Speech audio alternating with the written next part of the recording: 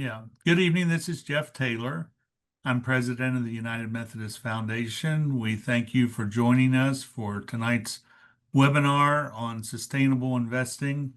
As you may have heard Kim say, this is a webinar format rather than a Zoom meeting, so we cannot see any of you. So if you have questions at any time, there will be time left for questions at the end, but if you want to ask a question during the presentation, just put it in the chat, I think. That is fine. If someone would put a chat in now just to test it to make sure it's Yeah. working. We've had one webinar where it didn't work. So let's just make sure it's going. Kim and I will monitor the chat for any questions that we deem important enough to go ahead and interrupt Jake or Evan. Yep, we do have We're good. the questions are coming in. So thank you for complying with our test. Um, Again, I want to welcome you to the webinar.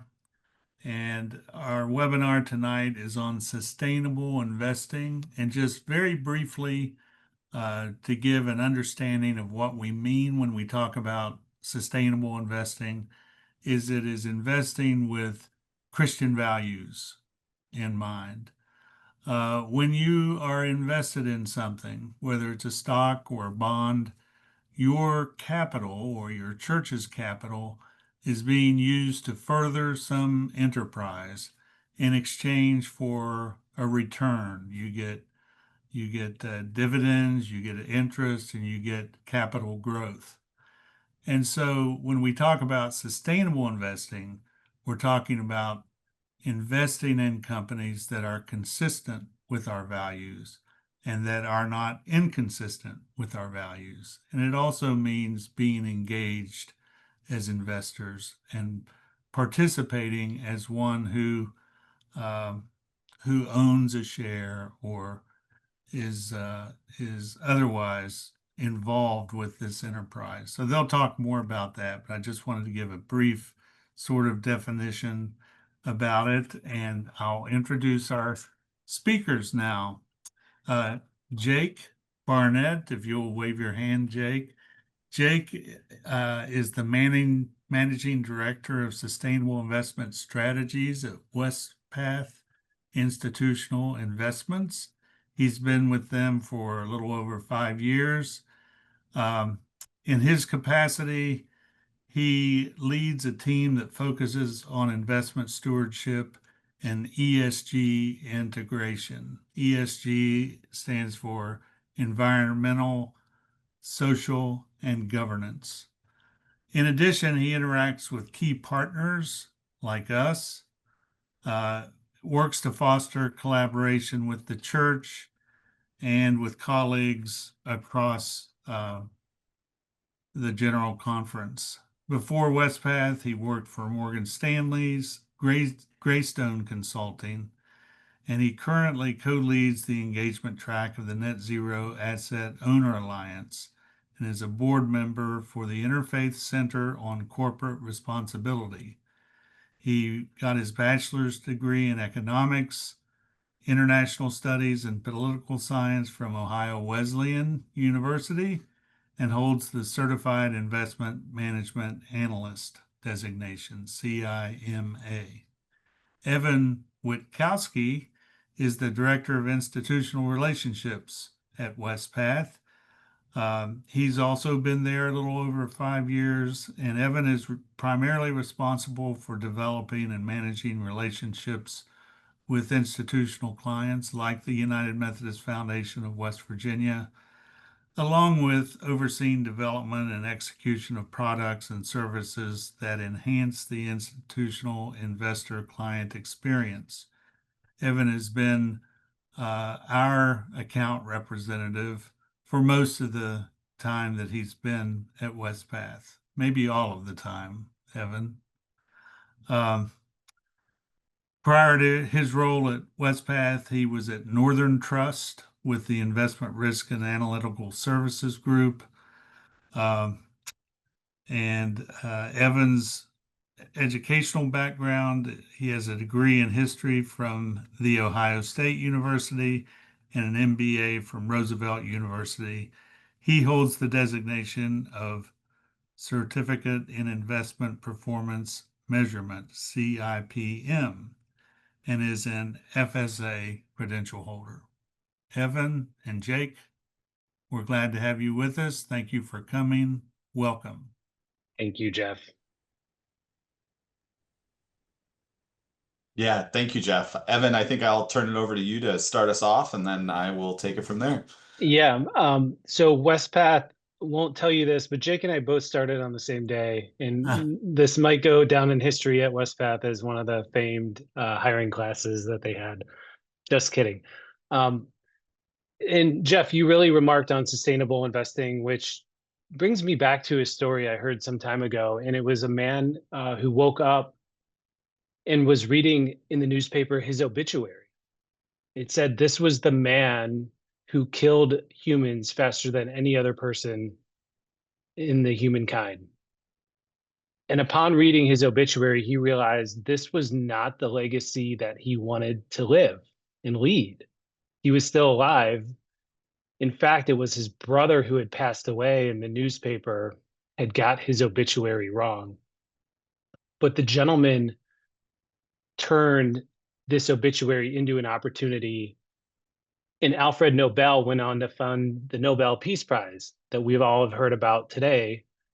Funding endowment, the endowment is funding into perpetuity research, such as peace, right? Which is a very relatable investment topic as we talk about human rights affected areas.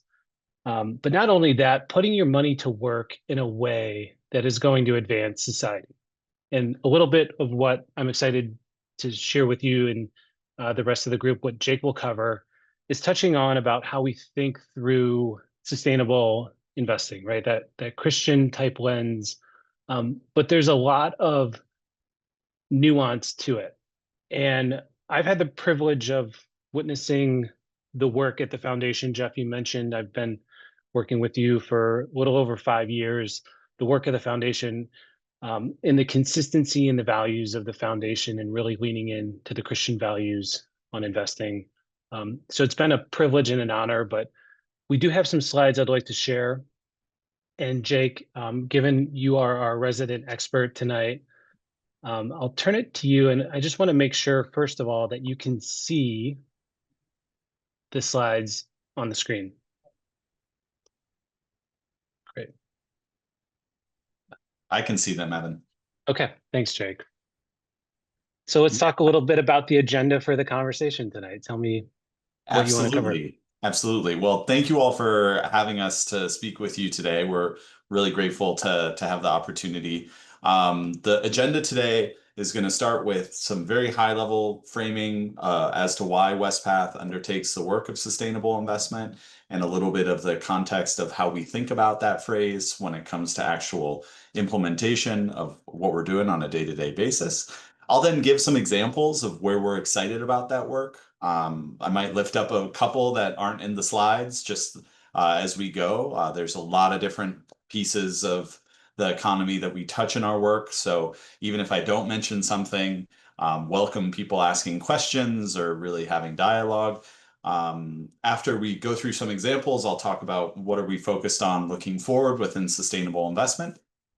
And then pivoting slightly, we're also going to speak to what are some efforts that we're undertaking to seek to really support the connection of the UMC and to help strengthen the church. And I'll give a couple of examples of those because those are areas that we're excited to be in close partnership and collaboration with many different parts of the connection, including our foundation partners.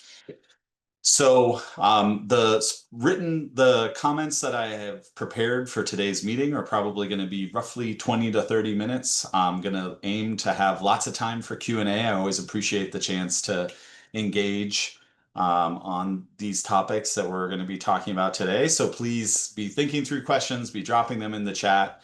Really look forward to having some back and forth with you all. But Evan, you can move to the next slide.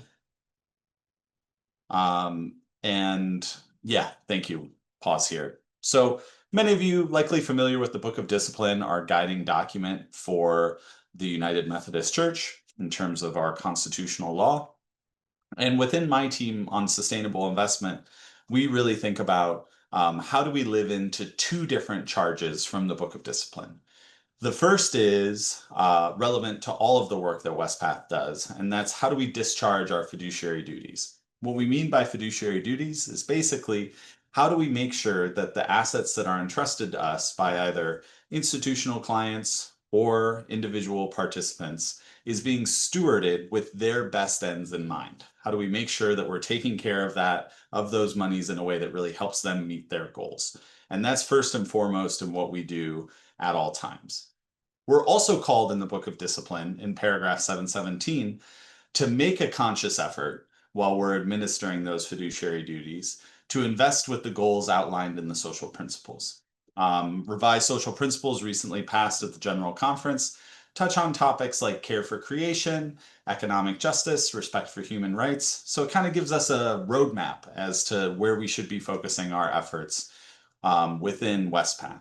And my team is really charged with marrying those two concepts. How do we act with fiduciary duty while aspiring to align to the social principles? Next slide, please, Evan.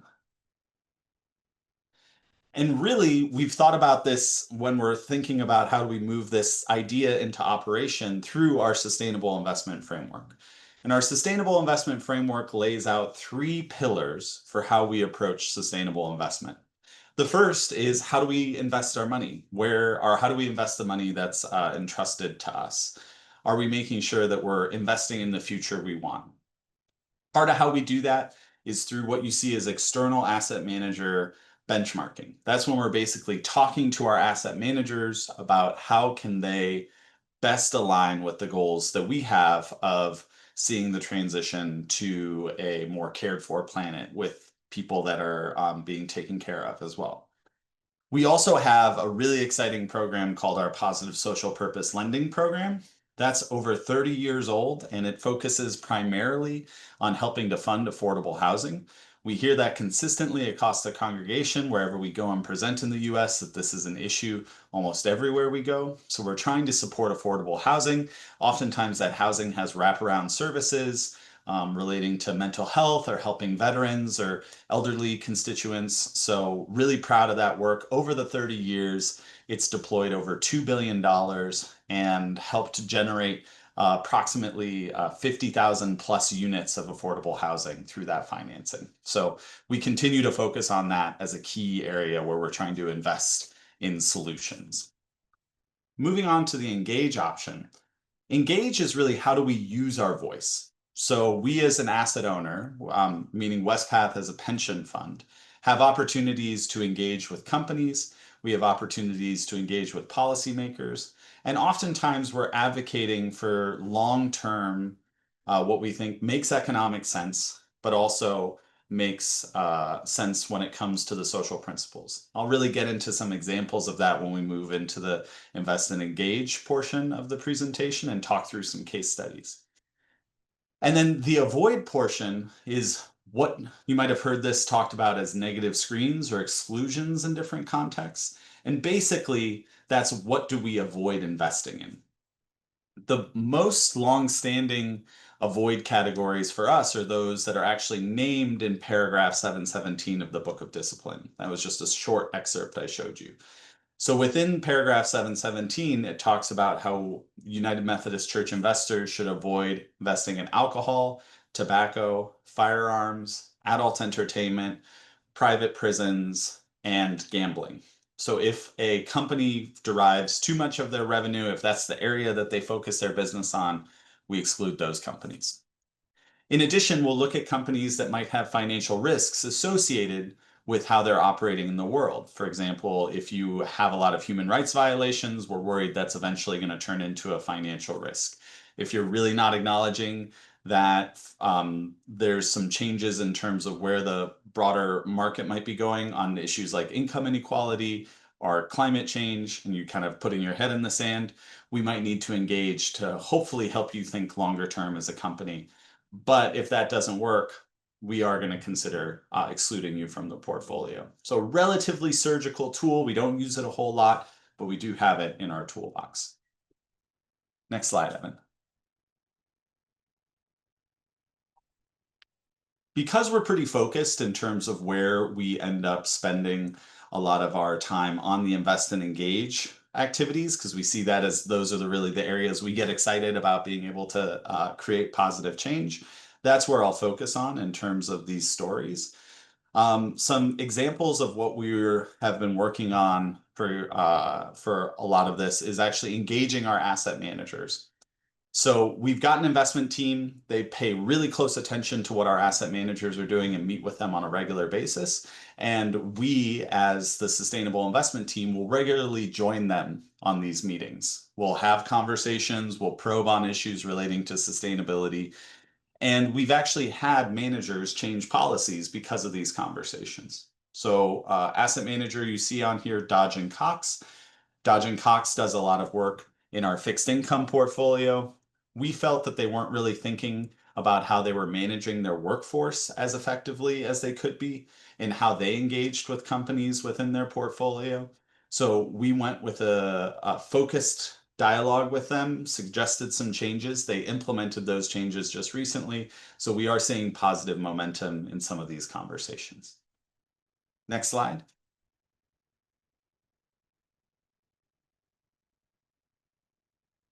Here we talk about some engagement highlights. Few different areas. We continue to engage with oil and gas companies. One of the focus areas for us there is methane. For those of you that might not recognize the term methane, it's also often natural gas is another term in terms of how it's spoken about more broadly. And methane is not only is it a very potent greenhouse gas emission, it's an end product that if it leaks, that's ultimately loss for the company. They want to see as much methane get from the source of where it's going to where it's burned as natural gas and actually a lot less polluting than if it's let up as leakage as methane. So we've had some very productive conversations with some oil and gas companies about how they should do more to work on methane. One of the examples here, Chevron agreed to join a coalition called the Oil and Gas Methane Partnership 2.0. I always joke that not necessarily the most compelling name, but a nonetheless best practices industry group that we really believe represents a strong standard. So we were happy to see that progress there. When it comes to some of the human rights and labor issues, I'll lift up Dollar Tree. Dollar Tree and both Dollar General, we had noticed were actually receiving a lot of safety violations for how they were managing their workforces. Things like their supply closet was so stacked up that there was a danger of it falling on employees or that fire exits weren't fully functional. And so there was a shareholder resolution with those companies asking them to do more audits, think more deeply about this issue that had been consistent and manifest in how they were running their businesses. That resolution passed, and we have actually seen some improvements in the policies and practices of those companies as a result.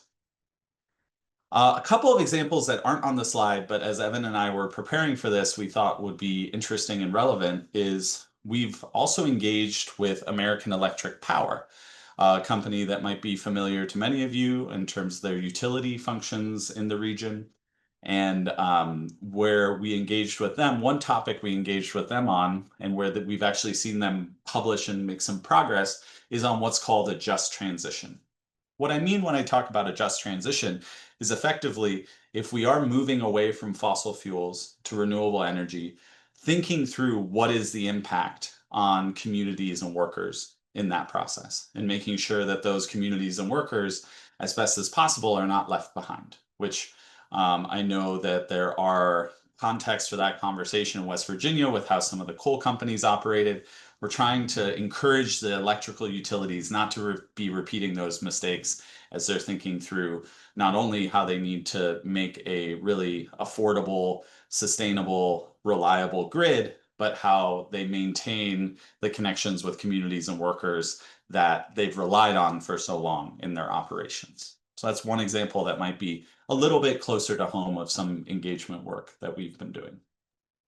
Hey, Jake, I have a question for you. When you and the team are sifting through in our US equity portfolio, we track to the Russell 3000, which is roughly 3,000 securities, and we're trying to actively manage this portfolio. But how do you sift through and identify the companies that you are going to target the engagement, Yeah, it's a great especially on that social part?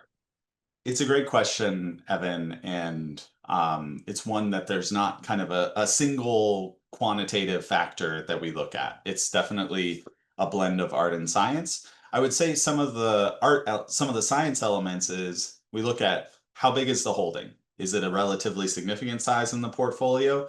That would more justify us going and engaging because we have more exposure to how that company performs. So we have more invested in making sure that they make whatever improvement has been identified. Another aspect is we look at how important, or in financial language, how financially material is the issue that we're looking at. So we might run some analysis relating to what's the historical precedent for other companies in this sector. If this thing goes wrong, what's the kind of financial cost? So we can bring that as part of the discussion with the company. Some of the more qualitative elements are looking at who can we partner with. So that group that Jeff mentioned in my bio, the Interfaith Center on Corporate Responsibility, that's actually an interfaith effort where many different faith-based investors will come together to engage with corporations on different issues where we have shared interest. So I was just speaking earlier today to my equivalent at the Presbyterian Foundation because we tend to partner a lot with them. We'll work with different Catholic women religious. So another qualitative aspect is, do we have partnerships in place? Do they have expertise? Is there ways that we can support with individuals and relationships that we think we have good alignment with on the space? So those are a couple of the factors we look at, but it's definitely always an ongoing and evolving process. If you want to head to the next slide, and thank you for the question, Evan. As I said, we're about halfway through, so I'm going to continue to prompt people to please be thinking in the chat. In terms of looking forward and what we're working on, we continue, and I was just lifting this up, to really seek to live into the Methodist value of connectionalism, not only in how we interact with the church, but also how we seek to really operate in partnership within our sustainable investment efforts. So you see a couple of examples of that. I already mentioned the Interfaith Center on Corporate Responsibility. Another secular group is called the Principles of Responsible Investment. That's actually a very large coalition, represents the vast majority of investors in the world. So it's kind of the biggest tent coalition in terms of how people are thinking about some of these issues. And we're going to be invited in their fall conference to speak multiple times about the work and leadership Wespath is doing. So we're really trying to use our faith-based voice not only to influence these companies, but also to influence our peers to start to think differently. Because sometimes a company might not necessarily care if Wespath comes and holds a question to them in terms of whether we stay invested or not, because even though we're relatively large to a publicly traded company, we're a pretty small portion of those assets. But if we can convince larger asset managers or some of our big asset owner peers that this is important, then it carries a lot more weight. So we're consistently seeking to build those relationships through collaborative initiatives. And Evan, if you click through, there might be a couple of examples there. Yeah, so those are just some of the ways in which we seek to build those relationships, as I was just trying to share some examples on. Great. Next slide. Jake, Wow. Yeah, Evan, go ahead. I just wanted to ask really quick. So you see a lot across, you mentioned ICCR, okay, and the United Methodist Church really well. What differentiates the United Methodist Church as far as investing? And you didn't even mention your whole prior career. You were talking with the Catholic foundations too. So you've seen a lot in this space in terms of what we called sustainable investing, church-based investing. Tell us, what is different about United Methodist principles? I would say there's significant commonalities, so I'll speak to those briefly first. Care for creation, respect for human rights, economic justice, some of those topics I named tend to be lifted up oftentimes in different faiths, in part because they are topics that we see consistently represented throughout Christian faith, including in scripture. So I think people have picked up on some of those thematics and really sought to lift those up into how they operate, and that's where we find a lot of common ground. A few of the areas where Wespath and the United Methodist Church sits a little differently compared to our faith-based peers are both kind of somewhat values or principles based, and some are just practical. So some of the values based piece, I think that the focus on connectionalism within the UMC and that driving as a way of thinking about how do we build partnerships, how do we kind of bring a broader coalition along, is a little bit more central to Wespath than what I've seen from some of the other congregations, where they might be more comfortable going it alone or kind of seeking to do some of the bilateral work, and less interested in kind of building the broader coalition. Although that certainly varies, it's not a kind of binary option. The other thing that I'll say from a practical level is just Wespath is one of the largest of the institutions within our faith-based peers and has been doing this for over 30 years. So there's a really distinct leadership role we can play, wherein some of those advocacy roles we're sitting in, for example, going to the principles of responsible investment, having this kind of leadership role, is not something that's necessarily invited or available for some of our smaller peers. So something that I hold as really a wonderful privilege and responsibility is trying to be a representative for faith-based investors in some of these circles where my other faith-based peers aren't always present. And that's pretty unique to Wespath because of our size and scale and reputation. Thanks, Jake. Yeah, and I seem to recall at one point we were the largest faith-based reporting pension, because the Mormon Church did not report. So we held that claim. But that's really helpful, I think, in terms of what you're seeing across the industry at the moment in terms of faith-based investing. Yes, the reporting indicates that the Mormons have more money, but they don't like to talk about it. Yes. Yeah. It's also it's just worthwhile to note that they are not significantly involved in any of the sustainable investment coalitions. So certainly if we said largest faith-based reporting pension fund as a leader in sustainable investment, Yeah. we could make that as a pretty unequivocal statement. Great. Also, you'll just see down here some examples of where we're engaging and trying to kind of give people options within the United Methodist Church and different caucus groups, about how they can, implement their own portfolio. You see a fair bit here in terms of some of the groups that are trying to push for broader use of divestment or exclusions as it relates to fossil fuels or human rights issues.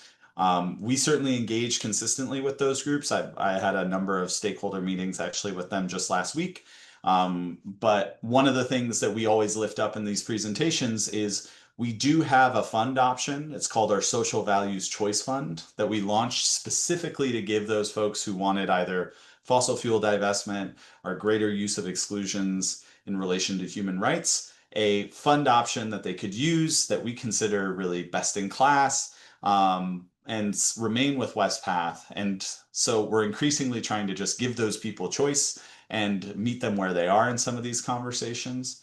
When it comes to broader discussions about, what does it look like to aspire to align with the social principles at this specific moment in time, we're actually going to be convening a summit in September with some key stakeholders to talk through what are some of the tensions. One of the benefits and one of the beauties, I think, of the United Methodist Church is that even just if we're talking about it here within the US, there's a broad diversity of views on some of the issues we've talked about. And there can be tension between those views. But we're trying to, once again, live into that connectionalism, invite people together, build relationships, and hopefully find some common ground. So those are some of the ways we're engaging with UMC caucuses. And then, Evan, I think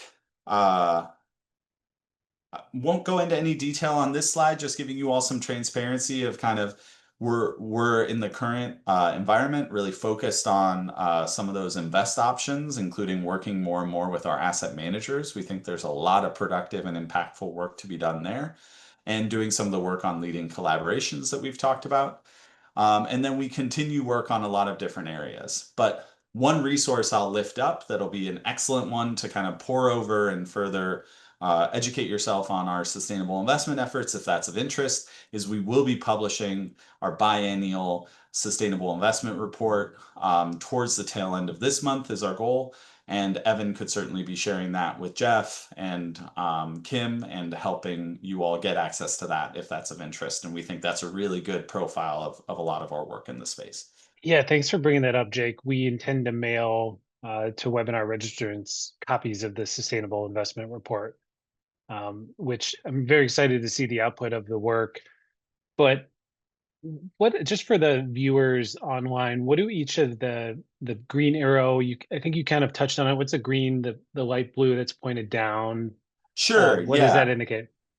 Yeah, the one area where we are seeing some changing regulation that might make it might make proxy. So proxy voting is effectively when you're voting on shareholder resolutions, so resolutions that different investors have put on the ballot of a company's annual general meeting, and you're voting up or down on those issues as a shareholder. It can relate to pretty regular business stuff like approving the auditor or voting up and down on directors, but it can also be specific resolutions like the one at Dollar Tree, where investors were calling for more scrutiny and better practices in relation to worker safety issues. We have seen some changing regulation that'll probably make the current Securities and Exchange Commission a little less open to different shareholder resolutions. So it's just an area that we think there's better avenues of spending our time to really seek to make impact right now. So that's the one area we're seeking to maybe deprioritize a little bit. But a lot of these areas, as you can see in the green lines, are ones we're excited about further investment. And then where you see the equal signs is we're going to kind of maintain a steady course on those topics, trying to devote our energy to those where we see the most positive impact and opportunity. Thank you for clarifying. No, thanks for the question. Shall I move forward? Yes. Okay. So we're gonna, as I mentioned at the agenda point, pivot slightly, just have a few slides on the strengthen the church topic, and gonna talk about two specific opportunities. So when we say strengthen the church at Wespath, this is actually one of our 3 organization-wide strategic goals. And really what it's intended to do is to seek to use some of the financial or administrative talents and resources that we have in Wespath in intentional and responsible ways to seek to help the church wrestle with some issues that we're seeing within the connection. So one of those topics is church property. When it comes to the church property transition, what we're really seeing is that over 100,000 churches might be closing within the next decade. So there's a huge transition in property that's potentially occurring. And we're not always seeing that different conferences or congregations are prepared for the scale of transition that's occurring. So we're trying to come in and figure out, is there a role for Wespath to play with other partners to help get people ready for some of these transitions and to think critically about them? And we think this really does a few different things when it comes to the strengthen the church strategic goal. There's a denominational risk in terms of how do we steward one of our key assets. We do want to do this in really close partnership with different institutions like foundations. We're hoping that overall this can be a way to increase the vitality of the church by starting this conversation. We're also looking forward, as you see on the last bullet, to doing this with interfaith partners. And because it's not just a conversation within the United Methodist Church, something we want to think about broadly. Some of how we're doing that you'll see on the next slide, which is really looking at different convenings. So in July of this year, just last month, we hosted a small convening with some partners at the annual conference and congregation level that have really been leading the way on some of these conversations. Helped give us a better sense of where the challenges and opportunities lie. And we're going to be partnering with secular groups like Rooted Good, which is a group that really works exclusively on this issue, and joining them in conversation in October. We also host a conference called Clear, which is really our way of engaging with a number of emerging leaders within the clergy. And there we're going to be bringing this up as a topic. So you see that we're really trying to engage, we're trying to better understand what the church is doing. But on the next slide, what you'll also see is that we are trying to put some kind of how are we succeeding at this? How are we going to be thinking about it moving forward? Well, one is just engagement with annual conferences, working with them to understand the work and help them get the resources they need. Playing that connection role is really pivotal to this. We're also looking at, is there a denominational toolkit that could be developed by Wespath in partnership with others, such that any congregation that was interested in exploring, should I try to redevelop my church? Should I work with a different congregation to potentially share space? Kind of some of those tricky questions. We want to develop some resources to make those difficult conversations easier. We may think about if there's submission of policy recommendations for the 2028 General Conference that hasn't been decided yet. But those are some of the ways that we're thinking about really trying to lean in to working with our partners throughout the UMC. And then another topic that you see on the following slide where we've done a good bit of work is our Saving Grace program. For those of you that don't know Saving Grace, our colleague Dale Jones explains it as basically the Wespath equivalent to making sure that it wasn't just Dave Ramsey that could give financial advice. We wanted something that was a bit more grounded in theology and specifically Wesleyan theology.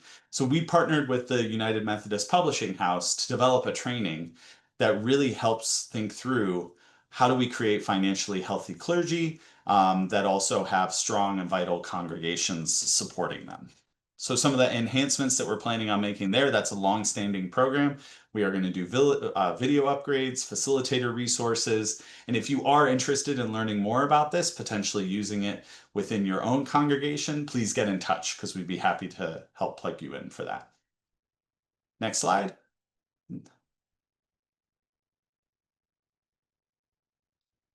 So this is just some of the activity of how we're seeking to continue to improve these resources. Really think through how do we support leaders, how do we give better tools for facilitators, making sure that the information and content is relevant, timely, and see if there's better digital and virtual options that we can use to make this even more widely available. So there are other examples, but I just wanted to lift up those two for the conversation today. And then as promised, turn over the remainder of time for any Q&A. So welcome questions in the chat or comments on topics you might want to hear a bit more on or would like further clarity. But that concludes my prepared remarks. Thank you all so much. Thank you, Jake. We'll give folks a minute or two here to ask questions, but what I really love about our approach is I've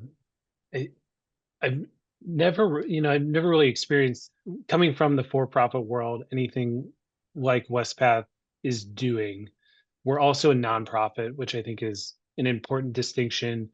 Whereas I historically thought of most investment firms are really tied to that quarterly reporting cycle, right? Like you are in this phase of short-termism, you've got to hit your quarterly numbers. And if you don't, you've got to make changes and be reactionary.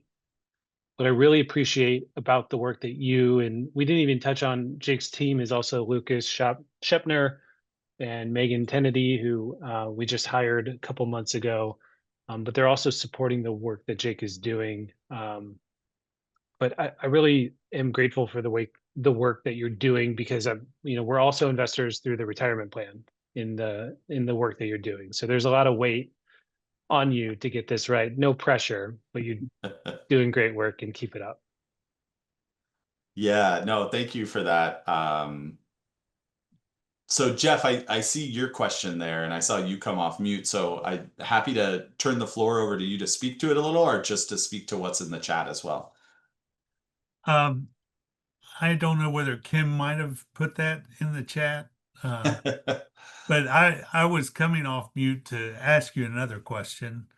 And then then we can, I'll read that and we'll address that too. But That'd be in great. my time at the foundation, I've been involved in this work for about 22 years now. And I've seen some hot button topics come up that create momentum around the idea of adding an exclusion.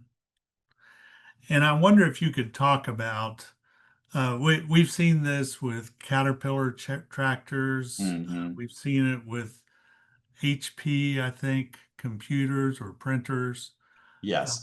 and Hershey's chocolate, many different things over the year. And I know that there's always an initial response to try to engage, and that avoidance would be, or exclusion would be maybe a last ditch, the last stop. So can you address that? Does my question Yeah. make sense? Yes, I can speak to what I think is being asked, Yeah. Jeff, and then I certainly welcome further clarifications or questions from you if I don't get to the core of it. So it's one of the core tensions that we hold at Wespath is really this idea of, oftentimes there are stakeholders within the church who are seeking to push us to do more on exclusion. Our preference has been to focus on engagement as a means of affecting change, and fossil fuels is a great example of that. So there are many that there are certain caucuses, specifically fossil fuel free UMC, that would have a preference that the entire Wespath portfolio not have any fossil fuel companies in it. Our opinion tends to be that the world economy still relies 80% on fossil fuels as a generative energy source. So long as we are all using it, we'd like to engage with the companies providing it to help them make improvements like the management of methane, such that we're operating in as sustainable a method as possible. Now, for us, it's often also a yes and in that we are actively investing in ideas like climate solutions because we do see strong investment opportunities there. We are first and foremost a fiduciary. So one doesn't preclude us from doing the other. I would Thank say on the question of kind of hot button issues and exclusion topics coming up, one of the things that I'll often say to our relationships in the connection that focus more on divestment, and I'll share it with you all now, is I could make a justifiable case to exclude every single company within our portfolio based on the social principles. For those of you that have read the social principles, it's a really wonderful document, and a lot of good information in there. It also speaks very highly to the values of the church in a way that don't always align with the realities of how business is conducted today. So we need to be very discerning about how we use exclusion. We have had the directive from the General Conference on those 6 specific areas I talked about. In other areas, for us, it's something where we are going to preference engagement. We're not always going to say that engagement works. I don't think that's an authentic position to take either. But we do think from a financial responsibility standpoint, very selective use of exclusion is important. We try to do it in a way that's global, consistent, and holistic, doesn't just focus on one region. We try to do it in a way that's data driven and process driven, such that we feel there's a really credible and rigorous analytical process behind it. And we don't tend to do it reactively. That's not how we're seeking to operate as a fiduciary. So a lot of information. It's a great question and a complex topic. I'm happy to dig you. into anything I might not have covered in No, that. no, thank you. You addressed it.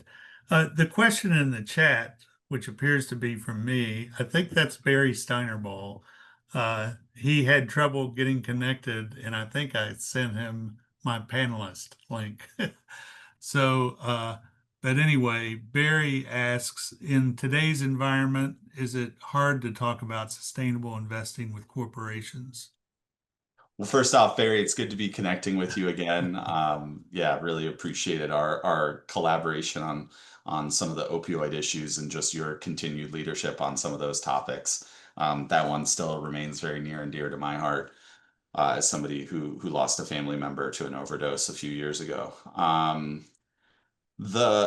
Is it hard to talk about sustainable investing with corporations? I would say depends on the nature of the conversation.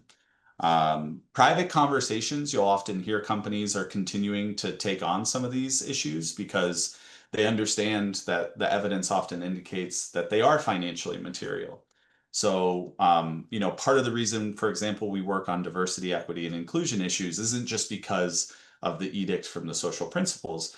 It's because research and studies indicate that diverse teams often perform better. So ultimately, to us, it's also a bottom line issue. And many corporations understand that, they'll agree with it. But I think where it does become more difficult is they're not necessarily going to say that publicly. They might be changing their outward facing policy. To be perfectly frank, my experience of a lot of corporations is they said they were doing more than they are when it was in vogue, and now they're saying they're doing less than they are, that it's out of favor. But the reality is stayed pretty consistent in the middle, and we're trying to be in that kind of practical middle space in a lot of our conversations. And Jake, just over a year ago, we did that mentorship program with Shenandoah University. And I thought it was interesting. Those students chose Dominion Energy, which was the local energy-based company. And we did Hampton University out of Virginia Beach. Those students chose Intel, which was another high emitting company. So here we are 15 months later, and we're actually heading into another college type event too in the fall. We were Jake and I and his team were talking about this in Baltimore. So colleges do have staff. The professor we talked to last year had a graduate level curriculum devoted to sustainable investing, which I found very interesting. And I'm sure he's still getting after it, but Yeah. To the question on the Wespath was looking to get sustainable investment in college business classes.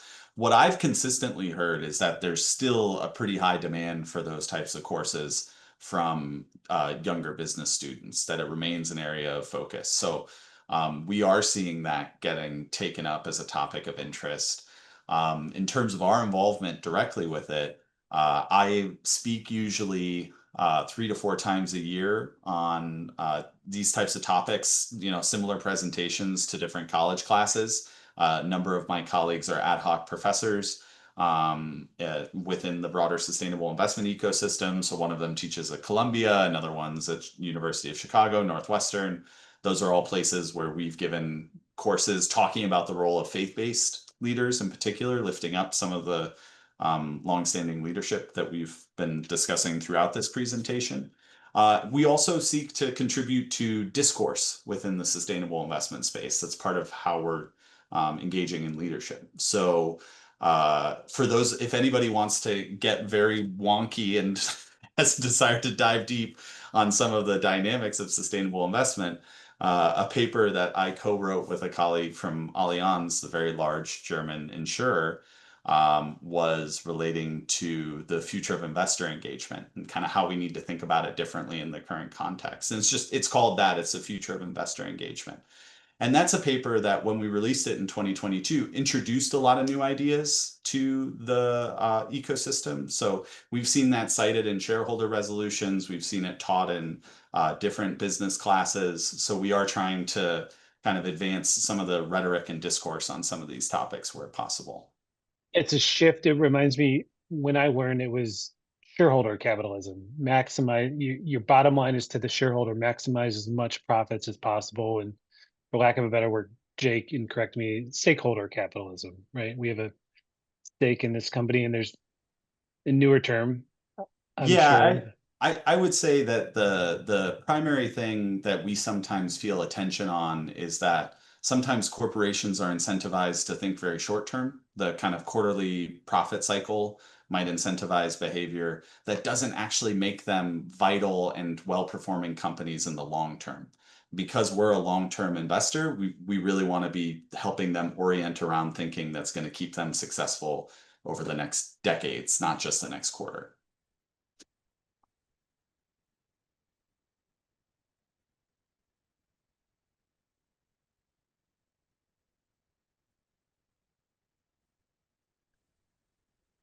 Well, Jeff, participant?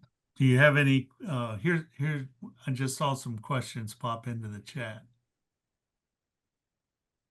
I think they were waiting for us to calm down. We have a question from someone. I don't know if you can read it, Jake. I can, yeah. I'm Okay. looking. Yeah.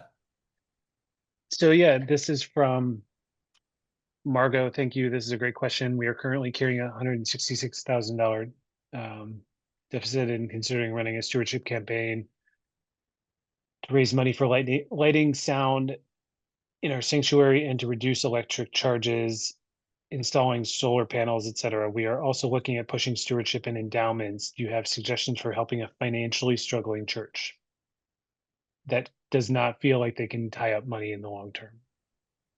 Yeah, Margot, first off, well, sorry that you're in a situation where you are struggling. We interact with a lot of congregations that are in a similar spot, and we know how difficult that can be. And kudos to you for really trying to think about how to engage and make your church a long-term kind of vital congregation. Uh, it sounds like you're thinking in a lot of the right ways in terms of, to some extent, Evan would probably tell you this as well. I previously in a life was a financial advisor, and something that we would talk to clients about is if you're kind of needing to just right size the balance sheet, then it's probably not a good idea to be tying things up for the long term. So some of that focus on just kind of getting that deficit under control, thinking about how do you drive up some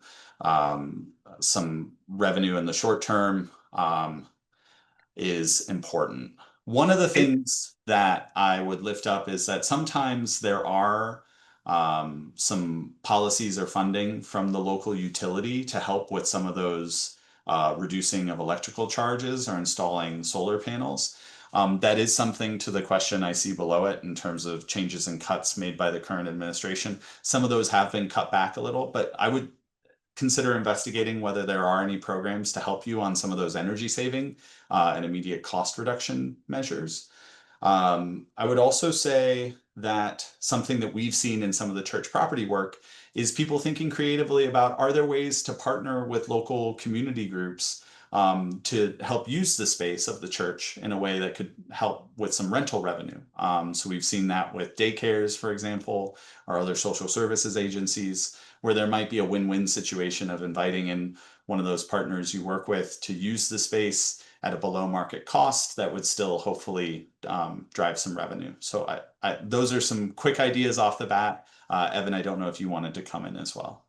Yeah, I think of the analogy when I hear the deficit, it sounds like you have to eat the elephant all at once, but really what you have to do is take it a bite at a time. And this is a poor analogy, but Margot, I would say sometimes within that the assets that you do have, they have different purposes. And so it's helpful to understand, and perhaps Jeff, Kim, we can help Margot offline, have more of a conversation about how to better understand how we can help the deficit part of it. These are problems that we really like to help solve as churches face them. So we'd be happy to talk more.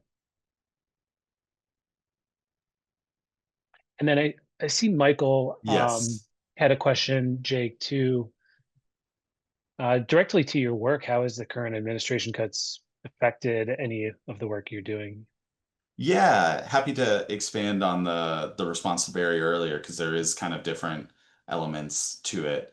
One of the things that we're seeing is that there's been just kind of a direct impact is that there has been some price adjustment in some of the renewable energy markets, given that there are some subsidies being taken away that were previously being relied upon. So we are seeing that topic have a impact on just the performance of some of those funds in the current macro environment. As I said earlier, there's some potential changes to the SEC proposals and administration of the proxy voting process. So one of those is kind of continued heightening of the thresholds that it takes to submit shareholder resolutions. In the US, it's very democratized, it's very easy. You don't need to hold a whole lot of capital. But some of those numbers are being talked about being pushed up. That would definitely impact the number of proxy votes that we saw. So yeah, we're seeing some direct impacts. But an important thing to lift up is the kind of broad global trend of some of these issues continues to mean that we're seeing momentum outside of the US. So when I talk to my colleagues that are working on sustainable investment issues in Europe, or even in Africa or the Asia Pacific, there's a continued sense that there's momentum around some of this.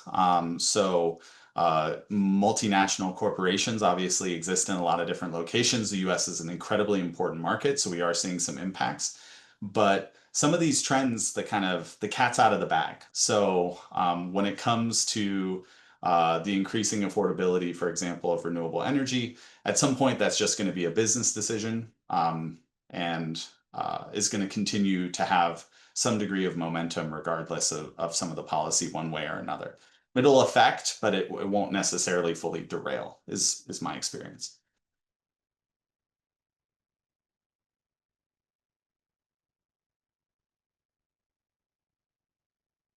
I know we're coming up on the last 3 minutes, so happy to answer one final question or turn it over to you, Jeff, to bring us to close, whatever your preference is. Sure. If there are no other questions, let me just thank all of you for attending tonight and give a special thanks to you, Jake and Evan, for your leadership in this whole arena and for all that Wespath does. We're thankful for the partnership we have enjoyed for probably 15 years now with Wespath. And I'll invite Kim now to share some details about upcoming opportunities and webinars.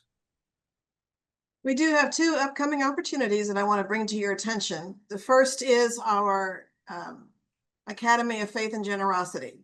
It will be in the Morgantown Marriott on Waterfront Place, October 13th through 15th. Our main presenter is Dr. Ann Michael from the Wesley Seminary and the Lewis Center for Church Leadership. The theme for the Academy is nurturing a culture of generosity, and just in a couple sentences to explain it, as Ann has told us about it, it will be, what does the Bible teach about stewardship and generosity? How can a sound theology of stewardship and generosity nurture a culture of generosity within your congregation? Linking theology to the practical tips of helping to encourage and develop that generosity culture. This academy will equip you with practical strategies to foster sound beliefs and good practice when it comes to giving. Registration is on our website at www.umfwv.org/academy. And you will be receiving an email in a couple days with the recording of this, and we'll include the links to register for these events if you're interested. We have one more webinar this year. It is inviting people to give. How do you make the ask? How do you ask people to join you in the ministry of generosity? Our presenter for that is Dr. Lovett Weems, also from Wesley Theological Seminary. He was our main presenter at our last academy, and we really enjoyed him, so we've invited him back. That webinar registration will also include in that email, but it's at umfwv.org/webinars. As I mentioned, you will be receiving an email soon with all of this information, plus some links to more information about sustainable investing, including Wespath's very large page about it. And we will be, once the book is available from Wespath about sustainable investing, we'll be sending that to you. So you may get contacted for your address if we don't have it, so you can receive that book. Thank you so much to everybody. Jeff, if you have anything else to say, that's all I have. I just want to say thanks to Barry Steiner-Ball for being a surprise panelist. That's what happens when I'm the one that sends the link. You get to be a panelist. It's good to see you though, Barry. It's been a while. I hope I get the same salary as everybody else. Thanks, everyone. One more thing I want to mention. Wespath is a sponsor of our academy, and we want to thank them for that as well. I should have said that when I was talking about it. Okay, now. Thank everybody. Barry, nice to put a face to the name after all of our exchanges. And yeah, thank you all for the time, for the continued support. We're really, really grateful for the partnership. Thanks, everyone. Thank All you. right. Good night.